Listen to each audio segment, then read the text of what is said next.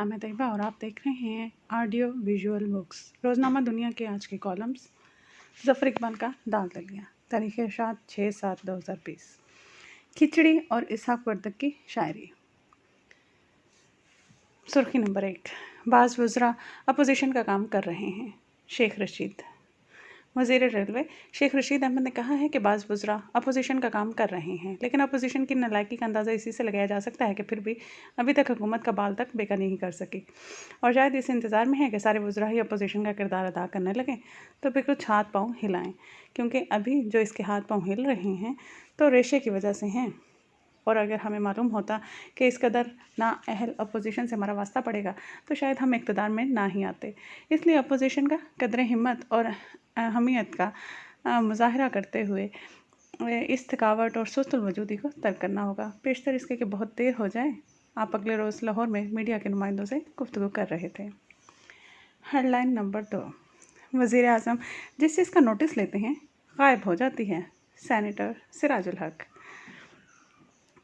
अमीर जमात इस्लामी पाकिस्तान सेनेटर सिराजुल हक ने कहा है कि वज़ीर आज़म जिस चीज़ का नोटिस लेते हैं गायब हो जाती है, और मैं अल्लाह का शुक्र अदा करता हूँ कि हुकूमत ने आज तक मेरा नोटिस नहीं लिया, वरना मैं भी अब तक बसाते सियासत से गायब हो चुका होता। जबकि सच तो ये है कि हुकूमत सिवाय बयानबाजी के कुछ भी नहीं कर रही। ज़्यादा से ज़्यादा कुछ वज़रा को तब्दील कर देती है जिनका कोई ख़ास कसूर भी नहीं होता। अगरचे मैं भी बिल्कुल बेकसूर हूँ, क्योंकि बिला नागा तकरीर करना कोई इतना बड़ा जुर्म नहीं। आप अगले रोज़ लाहौर में मीडिया से गुफ्तगू कर रहे थे। वो तीनों। अगली हेडिंग कह लें। एक बहुत मोटा शख्स बालकोनी में बैठा बाजार की रौनक देखने में मसरूफ़ था कि तवाज़न बिगड़ने पर नीचे आ गिरा। 3 दिन के बाद अस्पताल में उसे होश आया तो वो बोला, क्या मैं ज़िंदा हूँ? जिस पर नर्स ने जवाब दिया, तुम तो ज़िंदा हो, लेकिन वो 3 आदमी इसी वक्त प्यारे हो गए थे जिन पर तुम गिरे थे। अगली हेडिंग है ज़लज़ला। सेठ और इसकी मोटी बीवी सोए हुए थे कि ज़लज़ला आया और बीवी पलंग से नीचे गिर पड़ी। बेगम, तुम ज़लज़ले की वजह से गिरी हो या ज़लज़ला तुम्हारे गिरने की वजह से आया है? सेठ ने कहा। वापसी। डाकुओं ने एक घर पर वारदात की, लेकिन उन्हें कुछ ना मिला। हालांकि वो एक सेठ का घर था। चुनाचे उन्होंने इसकी बीवी को अपनी गाड़ी पर लादा और सेठ से बोले, अगर तुमने कल तक 2 लाख रुपए फलां एड्रेस पर ना पहुंचाए तो हम इसे छोड़ देंगे।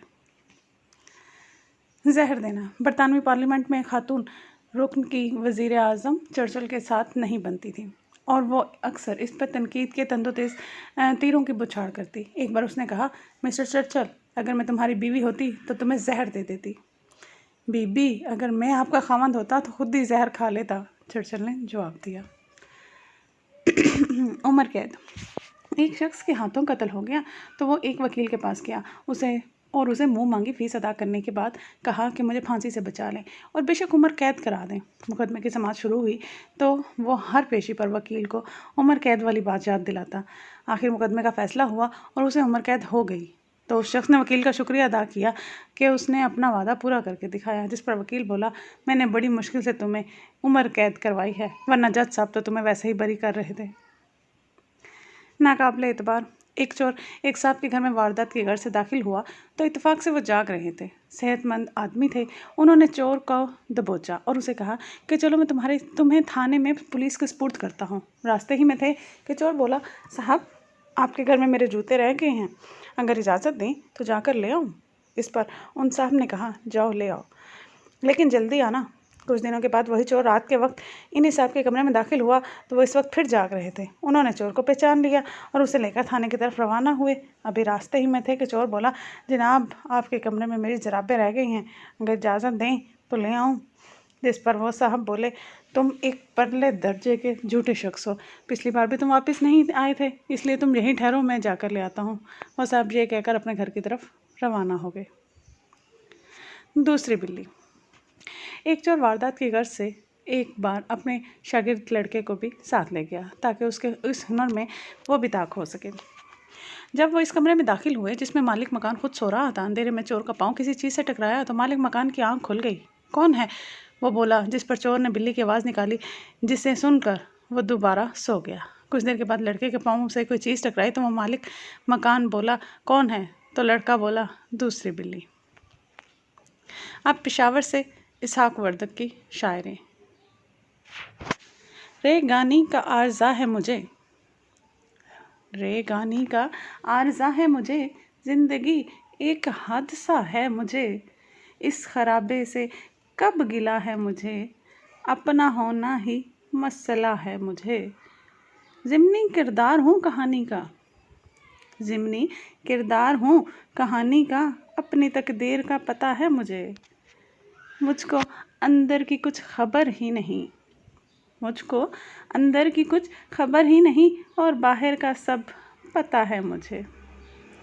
मेरी ही आँख के वसीले से, मेरी ही आँख के वसीले से ख्वाब बंदर से देखता है मुझे।